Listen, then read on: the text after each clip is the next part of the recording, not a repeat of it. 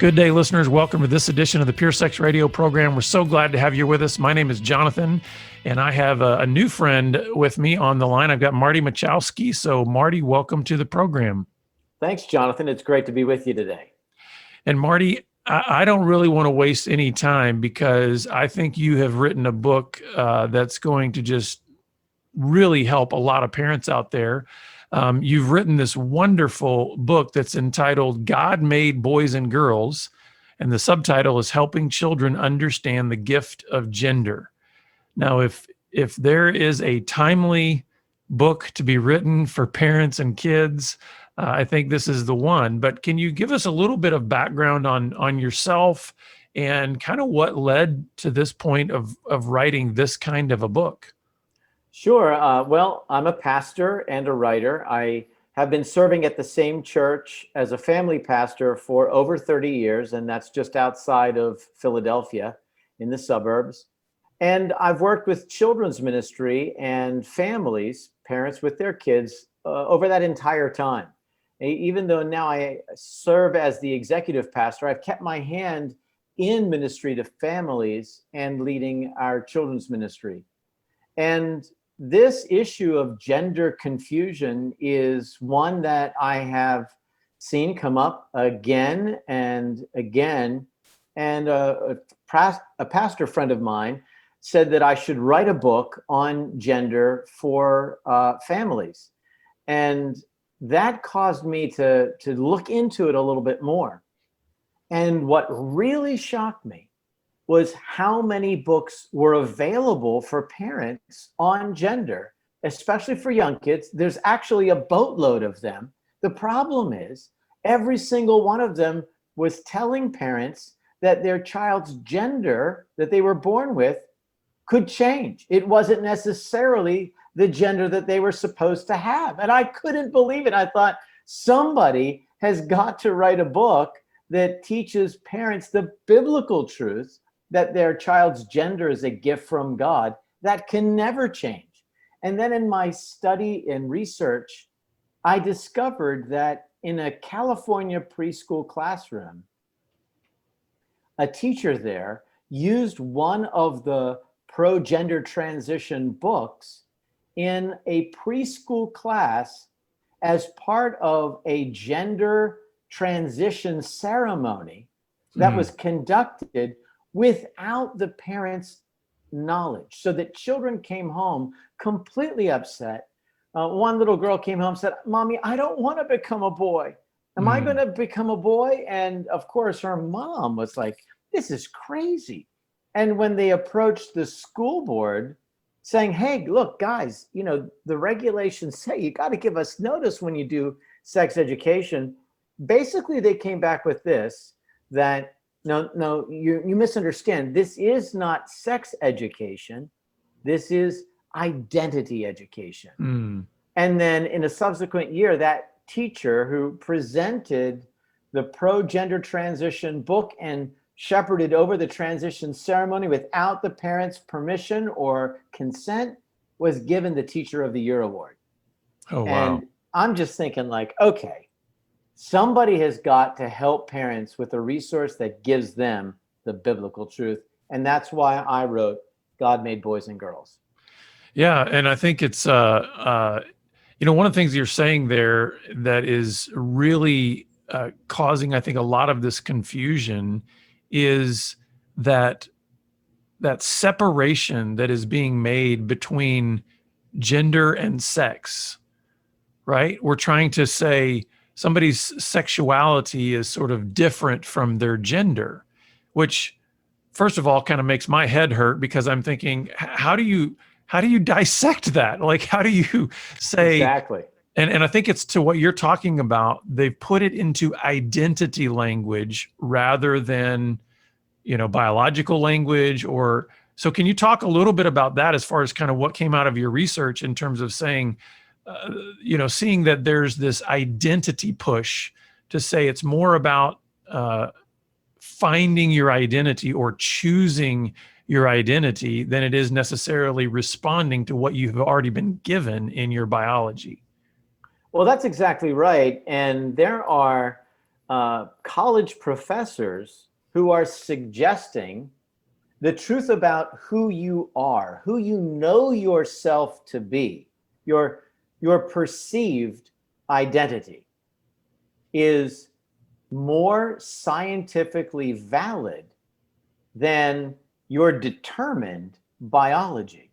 So no one denies determined biology. So what are your chromosomes? If your blood was found on the crime scene, where someone had, let's say assaulted you, and they wanted to make sure that you were there and they found your blood, they would be able to say, this is your blood, this is boy blood or girl blood, because your genetic code is in every cell of your body. Mm-hmm. That is agreed upon. But what they're saying now is that your personally understood identity, that which you feel that you are, is actually more valid than what the genetic code says that you are. And so in one fell swoop, we've thrown out hard science for this idea that you can accurately, or your perception is accurate.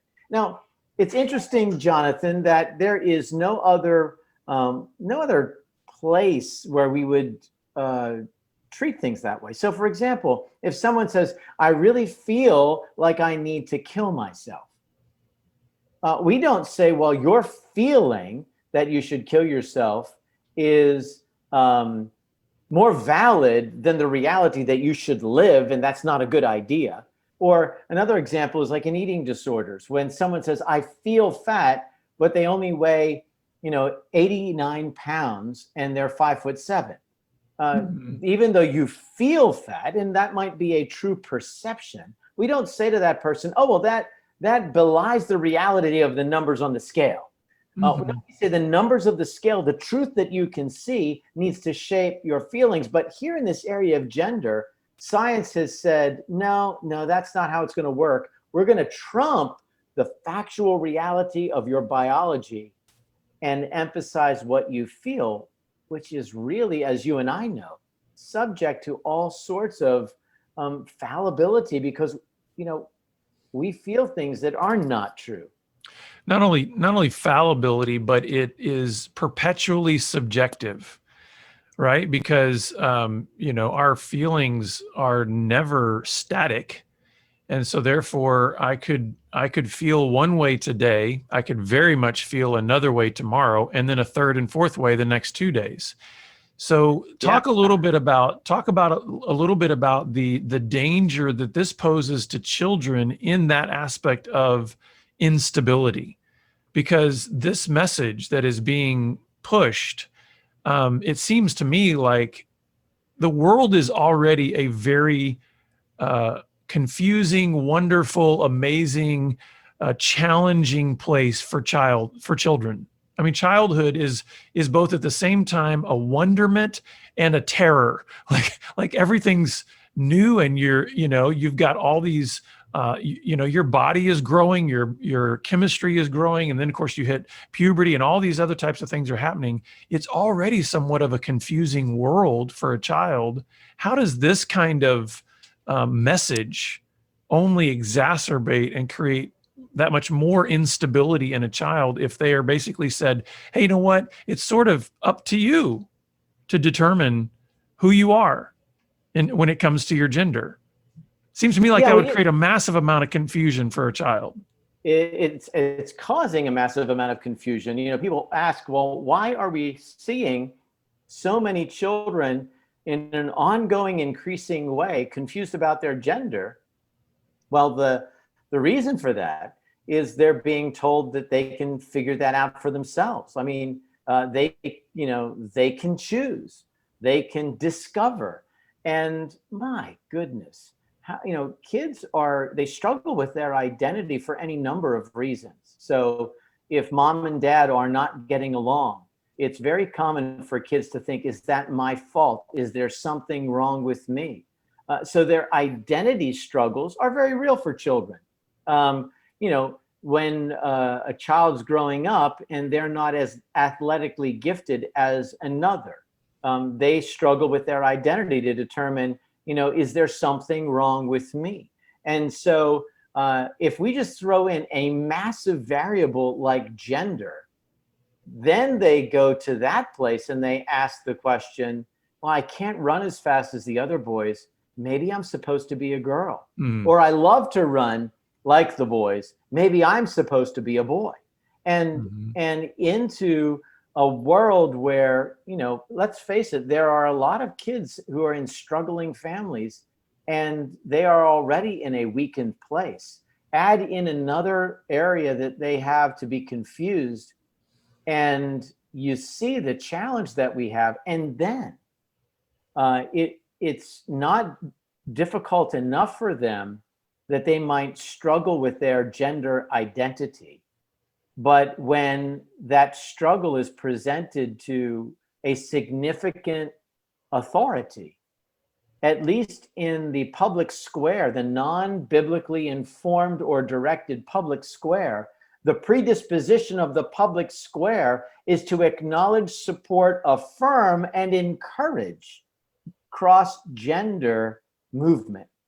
So that if you're a boy wondering, maybe you should be a girl, the predisposition of the culture is to affirm that confusion by siding with that idea, pushing you toward gender change, not away from gender change. And that's something that's really happened in the last 10 years.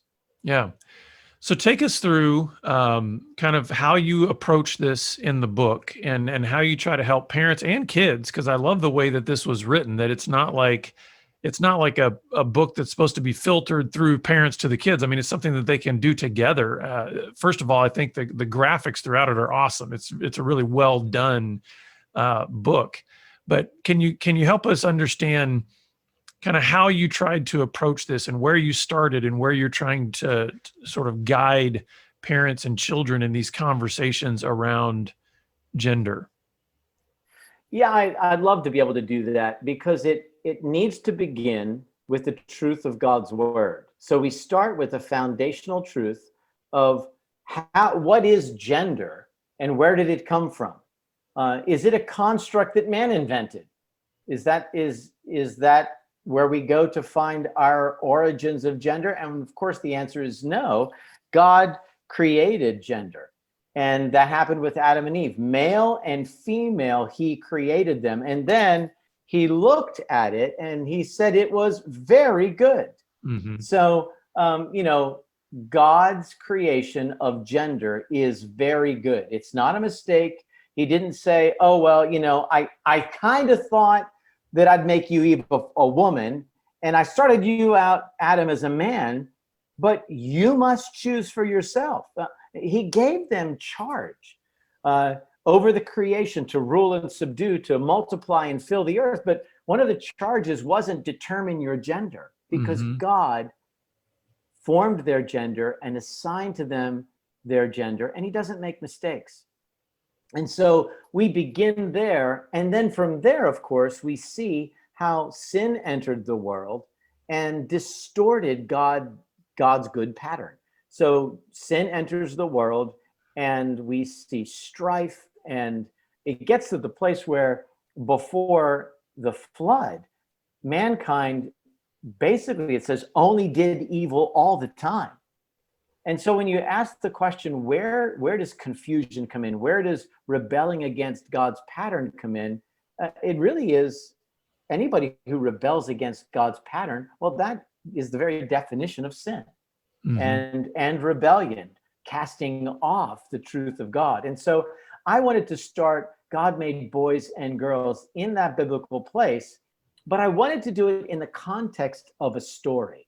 Because after all, I'm trying to communicate to the youngest children. I'm not going to just start out straight up with theology without any interest.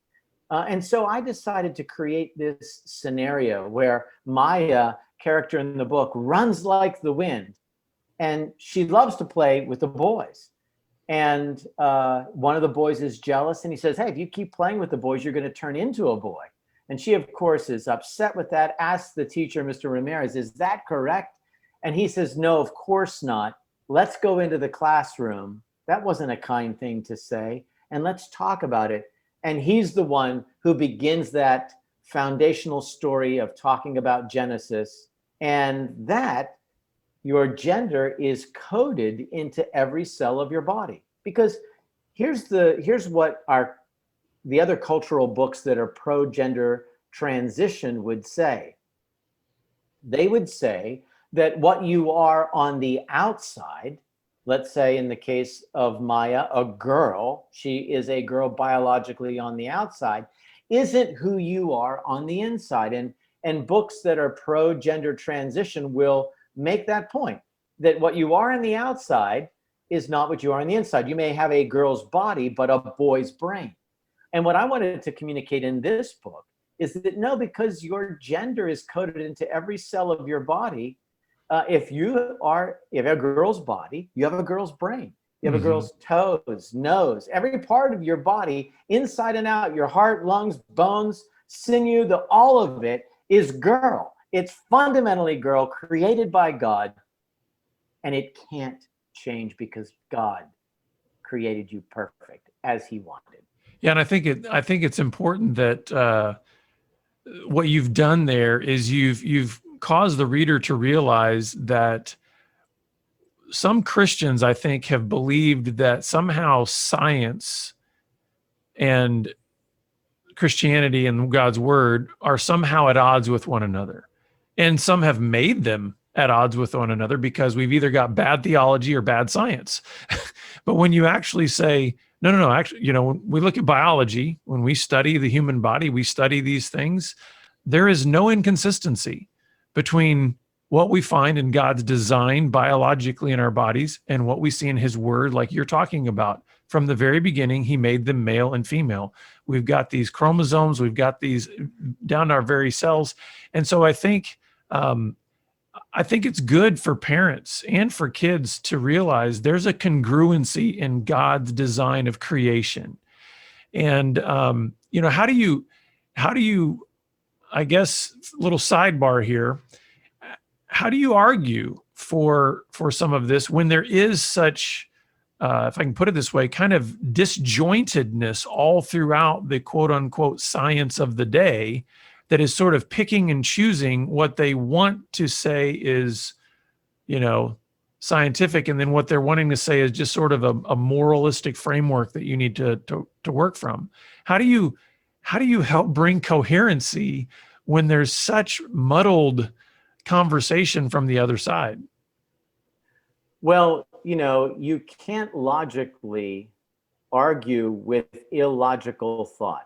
I mean, really, because, once you stop logic, then whatever you try to say has no bearing. So if philosophy, the idea that you can choose your own gender, trumps the truth that your gender is determined by your God-given, scientifically provable chromosomal biology, there is no argument there. Mm-hmm. But what I feel like is the most important thing is that we not give up the truth of hard science, because people are moving away from hard science to a more philosophical framework for what they're saying is truth.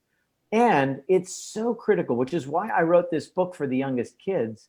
It's so critical that we establish a foundation in our youngest children so that the truth that is what we would have said before, scientific, the chromosomal truth, the biblical truth, is given to them and finds its foundational place in their lives before the abstractions are thrown at them. So people said to me, you mean to tell me you've written a book on gender for 5-year-olds? I said, exactly. Well, why is that? That's not an appropriate subject for 5-year-olds. I said, well, first of all, it's biblically and tastefully done to affirm these two truths, that God gave your gender to you as a gift, and it doesn't change. So those things aren't really inappropriate for young children. But to teach them that and give them the biblical foundation behind it, the scientific, biological foundation behind it, helps them and equips them for someday when someone says, oh yeah, you can pick what you are. If you want to be a boy and you're a girl, you can change. Or if you want to be a girl and you're a boy, you can change. That child at 6 years old or 7 is going to say, no, that doesn't change your cell structure. If you're a boy, you've got XY. If you're a girl, you got XX. You're double extra special. So let's talk about this. So let's talk about this for a little bit, because certainly what will come up in these types of conversations is the reality that for all of human history, we have created stereotypes of what it means to be a boy in terms of activities and interests and all that, and what it means to be a girl in terms of these roles and these stereotypes. And there's kind of these pretty wide lanes that we've sort of generally said, well, boys pretty much do this and girls pretty much do that, and there should never be any type of desires that cross over into each other's space. How do you address that in the book, in the sense that what's the difference then between this reality of this God-given gender that is unchangeable because it's right down to the very cells in every single part of my body, but that does not automatically mean that every boy functions in the same way and every girl functions in the same way? How do we navigate that as parents? Well, I would say that the idea of stereotypes is and has always been unwise and unkind and unbiblical. So back in the day when I was growing up, we didn't have gender transitions, but we would call a girl who loved to climb trees and run and play with the boys a tomboy. Mm-hmm. Well, back then that wasn't really a kind thing to say, but it didn't really have any lasting implications, because it never started the idea in her mind that, oh, maybe she should change who she is from girl to boy. But in today's social economy, those same stereotypes can have a profound disaffect on the life of a kid. And the Bible doesn't teach stereotypes. I mean, just take Jacob and Esau. I love that they're twins, right? They're born at the same time. Jacob is Esau's a man's man. He's the hunter, right? What's Jacob doing? He's a cook. He's a cook. He's with his mom all the time. Well, does that make him a sissy? Is he more like a girl? No, he's not. Who does God choose to carry on the seed? Jacob. And he is used of God, does some mighty things, but yeah, he's not the stereotypical man. And so David's another great example. Yeah, so, I was going to say, David's a warrior, a poet, and a musician. I mean, it's like, yeah, and he's made fun of for his dancing. Mm-hmm. So one of the things that I wanted to blow up is this idea of stereotypes. And so it's great if girls are mechanically inclined and want to fix cars. It's wonderful if boys want to sing and dance. That doesn't change who God has made them in their God-given gender. In fact, on the front cover, we have a girl climbing a tree and a boy reading a book. And that's to say that, guess what? If God's created you to be a boy, you can climb trees or you can read books. If he's created you to be a girl, you can climb trees or you can read books. Those actions, those talents, those gifts, those preferences don't have anything to do with your gender. They are what you like to do. Your gender is fixed within your biology, your God-created biology, and it can't change. Mm-hmm. One of the things we've discovered too is in our family care ministry, our director of training has done a lot of research in this area too. And one of the things, especially, used to be classified as gender dysphoria. That's kind of going away now too, because that would be too politically incorrect to say that somebody would actually it'd be a dysfunction to think that you're in the wrong body or whatever. But one of the things is in his research, he found when you're talking about adolescence, it's highly normal for a lot of different thoughts to flood through a child's mind as they're going from that transition from childhood to adulthood, where there's a lot of confusing sexual feelings. There's a lot of confusing identity issues that are going on. But also, it's shown that the vast majority, as they're coming through adolescence, by the time they hit their early to mid 20s, have sort of reshaped back to whatever the original design template was. But what we're doing, I think, now is we're hijacking those thoughts that are kind of going awry and now saying, no, see, that indicates, because you just had that thought that maybe I'm a girl when my biology says I'm a boy, we need to run with that, instead of saying, what if we sort of process that, had it run its course, talk about it, and see if this might just be one of those things where you are feeling that because you've been locked into a particular stereotype. You've had one of those unkindnesses that was spoken over you because maybe you are a phenomenal dancer, but somebody made a comment and therefore now you're confused about whether or not you're in the right body. So can you talk about that, just the normal development of children in this area where there's going to be lots of thoughts and different feelings, like you're talking about? Maybe there's personality differences, maybe there's interests that are different, but that doesn't have to chip away at this foundation of the God-given gift of gender. Well, you're right. And the reality is you've got a lot of different things coming at kids. So think today, not only do you have the not meanly intentioned making fun of.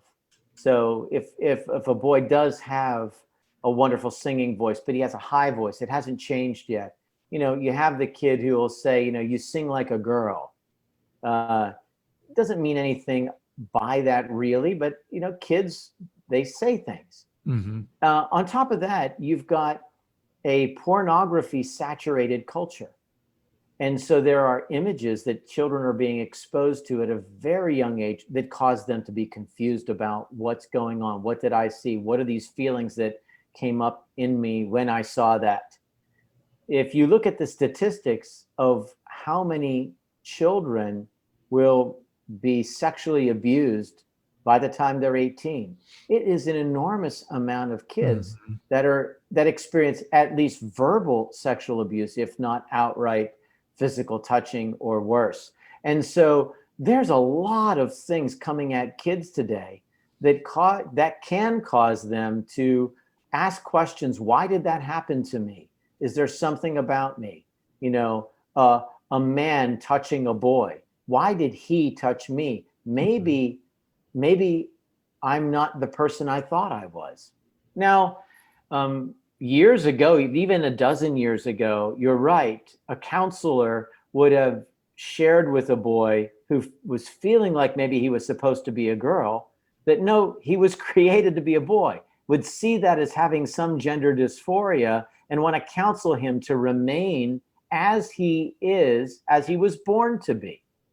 But that is actually discouraged today. Mm-hmm. And one of the reasons why is there is a very high suicide rate among people who are confused about their gender or struggling with gender identity issues. That's just straight up statistics. And so what's happened is there is a move to not cause people to be confused more. So if there's a biological boy who's feeling like he's a girl, for you to tell him he's wrong and send him back to his original biology is to potentially cause him to have suicidal thoughts, lead him down that road. So we need to let's just calm the waters. Let's affirm his gender of choice. Let's run with his gender pronouns, and let's try to stabilize this young man, when in reality, the true stabilization comes from truth, not from falsehood. You know that, I know that, but we live in a world where the secular authority is wanting to make way for this idea that gender is a personal choice, and you can't, and affirm those choices. It's it's just really adding to the confusion. And so then you have, let's say, a high schooler. In my local high school, we have several people who are walking out a gender transition where they've been born a boy, they're dressing as a girl. Well, you have one happen in your high school. It goes viral. It goes on YouTube or Instagram or Facebook, and pictures. Bob is now Betty. And that information gets down to middle school students who don't have the discernment and show it to their 5-year-old brother. Look, a boy became a girl in school today. Well, all of a sudden now you're planting this falsehood in the mind of a 5-year-old. Oh my gosh, I didn't realize you could change. Yeah. And in reality, you can't. Well, Marty, this has been a phenomenal conversation. We are about out of time here, so I'd love for you to just be able to give any kind of closing words of encouragement to parents out there who are navigating with their young children this sex-saturated, gender-confused world that we're in, and then also let them know how they can get a copy of this book. Well, first, I want to speak to the parents you have a child who's struggling right now. Here's what I would say. Pray and know that the vast majority of children outgrow their gender confusion. Teach your child lovingly the truth and do not fear. God is with you and he will help direct your steps. And if you'd like to get a copy of God Made Boys and Girls, you can go to newgrowthpress.com. That's newgrowthpress.com, and you can find it there. Or you can search the title on the web and you will get through to a site where you can buy it. That's God Made Boys and Girls. And of course, Marty, we're going to put all that in the show notes, but thank you for being with us. And also thank you for writing this book. I was able to take a look at a copy and it's just phenomenal. It's really well done. And I think one of the things I want to just commend you on is how the whole conversation in the book leads to the gospel of Jesus, because I think that is ultimately what is central to what is going to keep us grounded in the truth is the Lord Jesus Christ. And so I really appreciate how you wove that together, because I believe even in the ministry that we're in, we're dealing with sexual brokenness issues, but I believe that God actually wrote the gospel within our very bodies in terms of how he made male and female. And he says Christ is the bridegroom and the church is his bride. And therefore there's that union of oneness. So thank you for what you've done in this book. And we're grateful that you've been with us today. Glad to be on your program. Thanks for having me, Jonathan. Yeah. Well, listeners, I recommend you go out and grab that book, God Made Boys and Girls, and we'll have that in the show notes for you. And we're so grateful that you've been with us, and we look forward to seeing you back here again next time on the Pure Sex Radio program. So take care.